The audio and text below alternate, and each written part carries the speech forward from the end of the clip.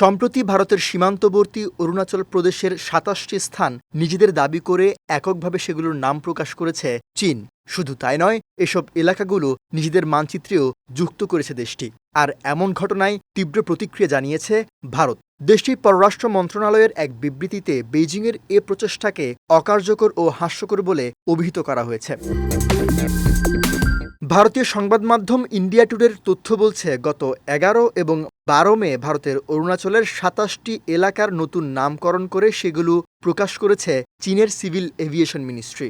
এর মধ্য দিয়ে ভারতের এ এলাকাগুলোকে আবারও নিজেদের বলে দাবি করেছে চীন। তবে এ বিষয়ে চীনের পক্ষ থেকে কোনো মন্তব্য পাওয়া না গেলেও আগের মতো কঠোর বার্তা দিয়েছে ভারতীয় কর্তৃপক্ষ।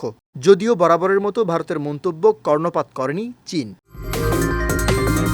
এর আগে ২০২৪ সালের এপ্রিলে ভারতের উত্তর পূর্ব রাজ্য অরুণাচল প্রদেশে প্রকৃত নিয়ন্ত্রণ রেখা বরাবর বিভিন্ন স্থানের ৩০টি নতুন নামের তালিকা প্রকাশ করেছিল চীন। তখন অরুণাচল প্রদেশকে বেইজিং জাংনান নামে স্বীকৃতি দিয়েছিল।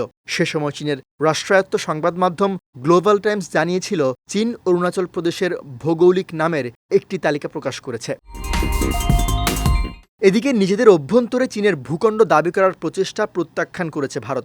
দেশটি দাবি করেছে অরুণাচল প্রদেশ তাদের একটি অবিচ্ছেদ্য অংশ এবং নতুন করে নামকরণ এ বাস্তবতাকে পরিবর্তন করবে না।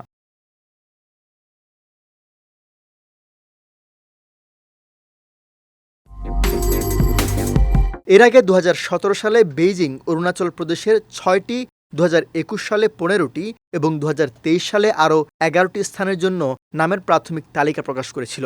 সম্প্রতি ঘটে যাওয়া পাক ভারত যুদ্ধের সময় চীনের এমন আচরণে ভারতের ভূরাজনৈতিক সংকট ঘনীভূত হওয়ার আশঙ্কা প্রকাশ করেছেন বিশ্লেষকরা।